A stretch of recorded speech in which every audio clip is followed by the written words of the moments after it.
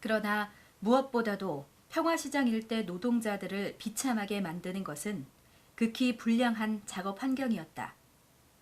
겉모습은 번드르르한 평화시장 3층 건물 내부에 빽빽이 들어차 있는 작업장들에 처음 들어가 보는 사람은 무엇보다도 그 질식할 듯한 탁한 공기와 그 지저분하고 어두침침한 분위기에 놀라게 된다.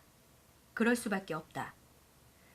가뜩이나 비좁은 작업장 안에 평당 4명 정도의 노동자가 밀집하여 일하고 있는 데다 그나마도 각종 작업 설비와 비품과 도구들이 꽉 들어차 있어서 의자에 앉은 노동자들은 앉은 자리에서 몸 한번 돌려볼 수도 없는 답답한 생활을 해야 한다.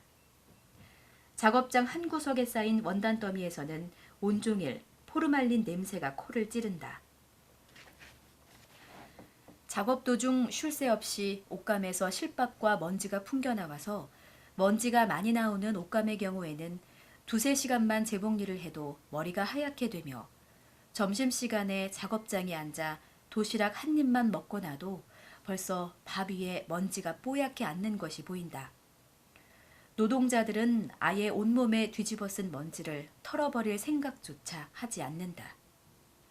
그러니 장시간의 노동에 시달려 틈만 나면 잠잘 생각부터 앞서고 몇 달 동안이나 목욕 한번 제대로 하는 일이 없는 그들이 각종 피부병을 앓게 되는 것은 어쩌면 당연한 일인지도 모른다. 이렇게 사람이 밀집되어 있고 악취와 먼지가 많이 풍기는데도 불구하고 작업장에는 환기장치가 되어 있지 않다. 1970년도에 전태일이 조사한 바로는 평화시장의 경우 1만 명 이상을 수용하는 건물이면서도 환기시설이 하나도 없었다. 환기장치는커녕 건물 구조 자체가 통풍과 채광이 잘 안 되게끔 되어 있다.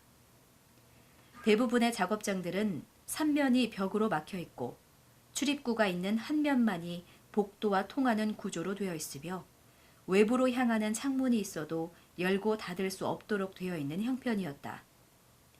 동화 을지시장 등의 경우는 큰 창고 같은 건물을 돼지우리처럼 칸막이를 해서 만든 공장이라 통풍과 채광이 거의 안 된다.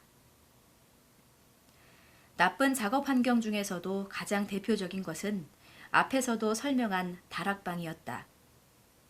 이것은 업주들이 좁은 작업장의 공간을 최대한으로 활용함으로써 생산비를 절감하고자 만든 것인데 바로 이 사실이야말로 한국의 저임금 경제가 딛고선 냉혹한 인간 경시, 인간 비료화, 저참혹한 노동지옥을 상징하고도 남는다. 부모로부터 물려받은 멀쩡한 육신을 제대로 바로 펴지 못하고 비좁은 작업장 사이를 허리를 구부리고 걸어다니는 노동자들을 상상해보라. 또 한 가지 문제는 작업장 내의 조명 상태였다.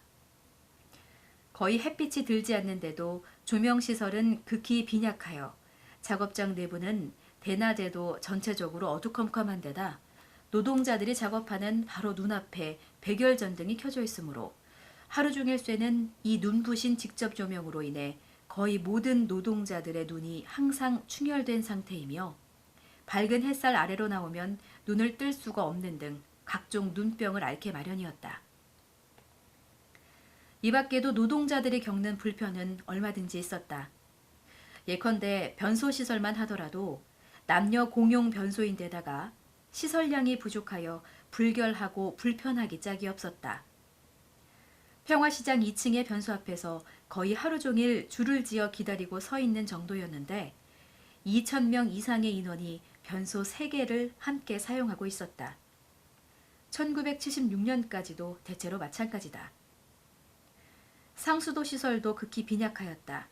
400여 개의 작업장이 있는 평화시장의 경우 상수도는 3곳뿐이었다. 그나마 수도가 있는 곳에서는 제한급수를 하여 목욕이나 세면은 물론 물 먹기조차 힘들 때가 많았다. 물론 세계시장을 통틀어 노동자용의 목욕시설이나 세면장을 제대로 갖춘 곳은 없었다.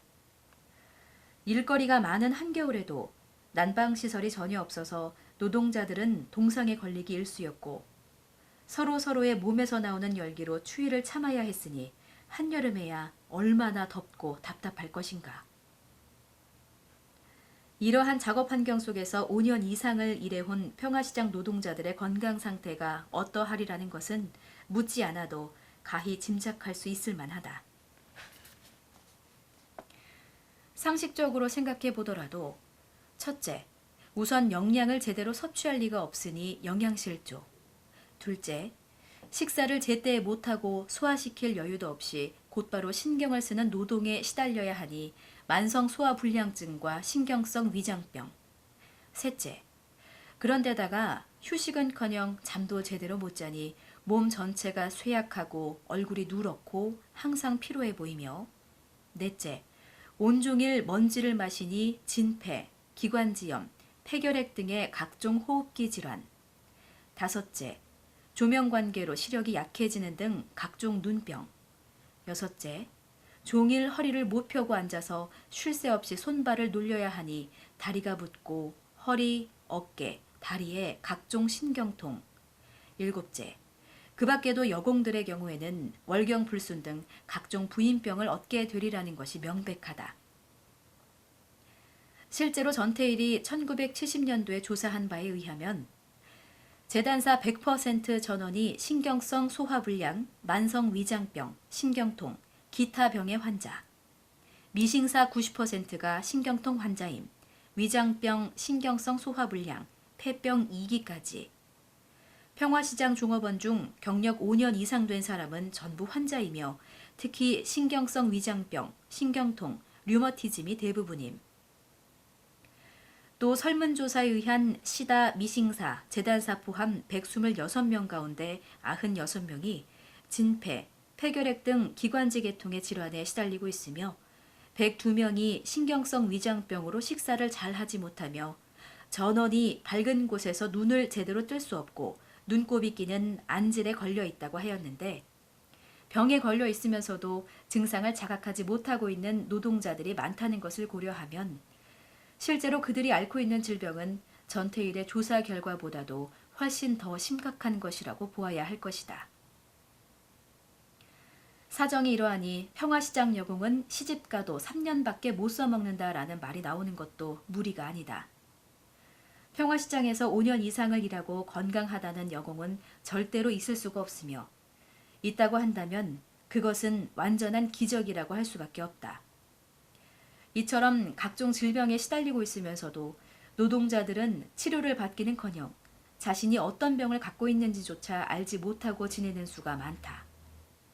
말하자면 그들에게는 아파도 아픈 것을 느낄 여유조차도 없는 것이다. 특히 매일같이 면섬유를 만지고 있는 그들의 대부분이 갖고 있는 면폐증 같은 것은 운동할 때 호흡곤란이 오며 경우에 따라서는 결핵이 합병되거나 폐기종을 초래하여 심한 기침과 함께 출혈성 가래가 나타나기도 하는 무서운 직업병이지만 그 증세가 오랜 기간에 걸쳐 서서히 나타나기 때문에 병자가 병을 모르고 지내는 수가 많다. 이 병은 질이 좋은 흉부 X선으로도 잘 발견하지 못하는 것인데 하물며 X선 간접 촬영으로 이것을 찾아낸다는 것은 거의 불가능한 일이다. 노동자가 자신이 어떤 병에 걸려 있는지를 알게 되었다고 해봤자 무슨 뾰족한 대책이 있는 것은 아니다. 아니, 속수무책이라고 하는 편이 더 정확할 것이다. 무슨 돈이 있어 치료를 받겠으며 그날그날 노동으로 먹고 사는 터에 무슨 시간이 남아돌아 한가하게 치료를 받고 앉아 있겠는가. 대책이 있다면 오직 병이 깊어진 후에 직장을 그만두거나 해고당하는 것이다. 원래 직업병이란 업주가 책임지고 비용을 대어 고치는 것이 도의적으로 보나 법적으로 보나 당연한 사리이다. 그러나 실제에 있어 평화시장의 업주가 제 돈을 내어 종업원의 병을 완치시켜준다고 하는 일은 없으며 있다고 하여도 완전히 예외에 속하였다. 치료가 다 무엇인가? 근로기준법에 의하면 사용자는 자신의 비용으로 매년 1회 이상 정기적으로 종업원들의 건강진단을 실시할 의무를 지니는 것으로 되어 있는데도 불구하고 평화시장의 업주들은 그것마저 제대로 실천하지 않고 있었다. 전태일의 말에 의하면 한 공장의 30여 명 직공 중에서 겨우 2명이나 3명 정도를 평화시장 주식회사가 지정하는 병원에서 형식적인 진단을 마칩니다. 엑스레이 촬영 시에는 필름도 없는 촬영을 하며 아무런 사후 지시나 대책이 없습니다. 라는 것이었다.